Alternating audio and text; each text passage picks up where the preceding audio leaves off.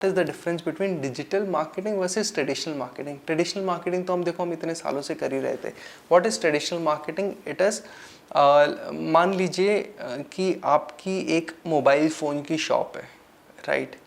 And उस mobile phone की shop के लिए आपको एडवर्टाइजिंग करनी है। ट्रेडिशनल तरीके में क्या होता था that you are printing pamphlets, या फिर आप एक बैनर प्रिंट कर रहे हैं और उसको या तो शॉप के बाहर या शॉप के 1 किलोमीटर के एरिया में कहीं पे आपने उसको लगा दिया, राइट, या फिर आपने पैम्पलेट्स प्रिंट करे और वो पैम्पलेट्स आपने किसी को बोला कि आप इसको डिस्ट्रीब्यूट कर दीजिए। प्रॉब्लम ये होगी सबसे पहली चीज़ कि अगर कहीं पे प्रिंटिंग में गलती हुई है या फिर अगर कोई कम्युनिकेशन चेंज करना है, क्योंकि पैम्पलेट्स प्रिंट हो चुके हैं और वो अब चले गए हैं डिस्ट्रीब्यूशन के लिए, तो उसको ना तो रिकॉल करा जा सकता है और उसको काट के वहाँ पे लिखना बहुत टीडियस काम होगा, क्योंकि ये 2 4 5 नहीं होते, ये हज़ारों में प्रिंट होते हैं पैम्पलेट्स। या फिर अगर आपने होर्डिंग लगाई है उसमें अगर आप चेंजेस करेंगे तो अगेन वो एक कॉस्ट का खर्चा है। तो पहली प्रॉब्लम ये है ट्रेडिशनल मार्केटिंग के साथ में कि अगर आपका कोई कम्युनिकेशन का चेंज है वो आप नहीं कर पाएंगे ट्रेडिशनल मार्केटिंग में। डिजिटल मार्केटिंग में क्या होता है, क्योंकि सब कुछ ऑनलाइन है, डिजिटल है और आपके पास में पूरा कंट्रोल है, यू कैन मेक एनी और all the changes at any point of time and N number of times as well. कितनी भी बार आप उसमें चेंजेस कर सकते हैं, चाहे आप अपनी एड कॉपी में आप डेली ऑफर चेंजेस करें, चाहे प्राइसिंग में चेंज करें, चाहे कम्युनिकेशन चेंज करके देखें, A/B टेस्टिंग करके देखें क्या चलेगा क्या नहीं चलेगा, लोगों को प्राइसिंग पसंद है या फिर लोगों को क्वालिटी अच्छी लगती है या फीचर्स की बात करनी है, सब टेस्टिंग आप डिजिटल में कर सकते हैं। तो ये तो है पहला डिफरेंस। दूसरा डिफरेंस ये है कि जब आप ट्रेडिशनल मार्केटिंग कर रहे हैं आप एक लिमिटेड एरिया तक ही सीमित रहते हैं।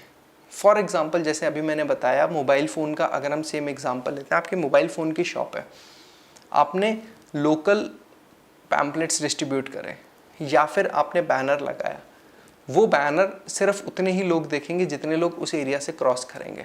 और पैम्पलेट्स शायद ही लोग पढ़ते हैं, करेक्ट। तो इसमें सबसे बड़ी प्रॉब्लम ये होगी कि सिर्फ एक लिमिटेड एरिया तक ही आप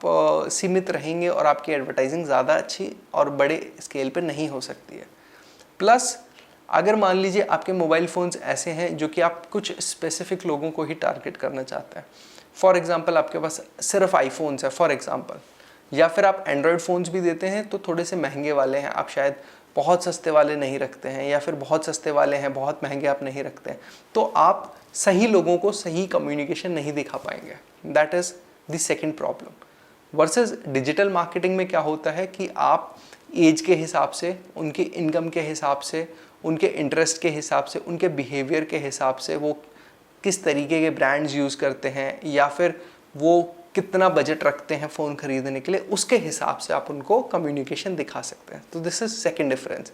कि आप कम्युनिकेशन प्लस टारगेटिंग और बेटर कर सकते हैं जब आप डिजिटल मार्केटिंग यूज़ कर रहे होते हैं, बिकॉज वहाँ पे फिर आप पर्सनलाइज कर देते हैं हर यूज़र के हिसाब से, वर्सेस ट्रेडिशनल में जहाँ पे एक ही कम्युनिकेशन सब लोगों को दिखानी ही पड़ती है, ऑप्शन ही नहीं है।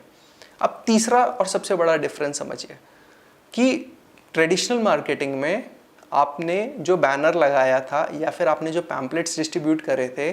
उसको देख के अगर कोई शॉप पे आया तो पहली चीज़ तो आप उससे ये नहीं पूछेंगे कि अच्छा आप यहाँ पे आपको कैसे पता लगा कि यहाँ पे मोबाइल फ़ोन मिलते हैं, ये तो कभी भी नहीं पूछेंगे आप उससे, राइट। और ना ही आपको पता लगेगा कि आपके पैम्पलेट ने अच्छा काम करा या आपके बैनर ने अच्छा काम करा, करेक्ट।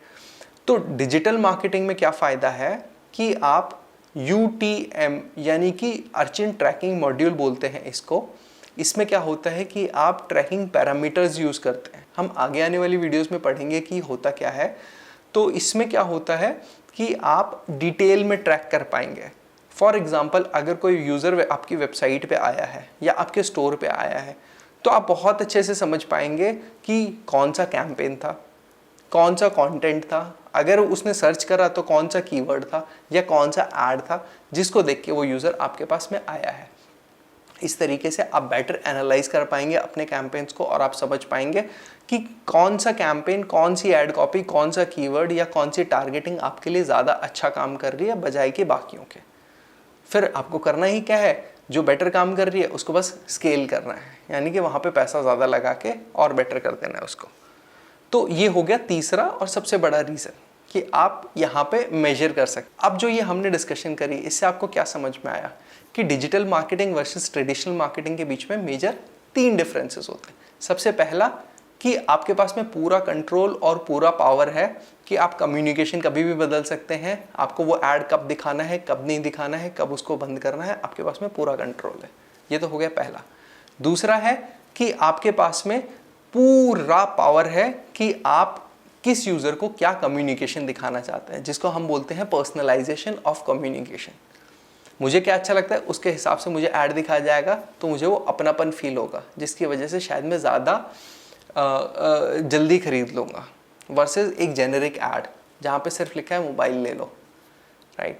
और तीसरा और सबसे बड़ा डिफरेंस क्या था कि डिजिटल मार्केटिंग में मेरे पास में मेजरेबिलिटी या फिर ट्रैकेबिलिटी है या फिर ट्रैकिंग है, जिसका मतलब है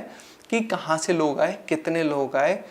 किसने कहाँ कौन सा ऐड देखा था जिसकी वजह से वो मेरे पास में आया और उसने परचेज करा, प्लस किस ऐड को चलाने के लिए या फिर किस एक यूज़र को लाने के लिए मेरे को कितना खर्चा लग रहा है। ये सारी चीज़ें मेरे पास में सारा मेजरेबल मैट्रिसेस अवेलेबल होंगे, जिसके बेसिस पे मैं फिर डिफाइन कर सकता हूँ कि क्या मेरे लिए अच्छा काम कर रहा है, क्या मेरे लिए नहीं काम कर रहा है। सो आई होप आपको ये डिफरेंस समझ में आ गया होगा ट्रेडिशनल मार्केटिंग और डिजिटल मार्केटिंग के बीच में। तो मिलेंगे अगली बार एक नई वीडियो के साथ।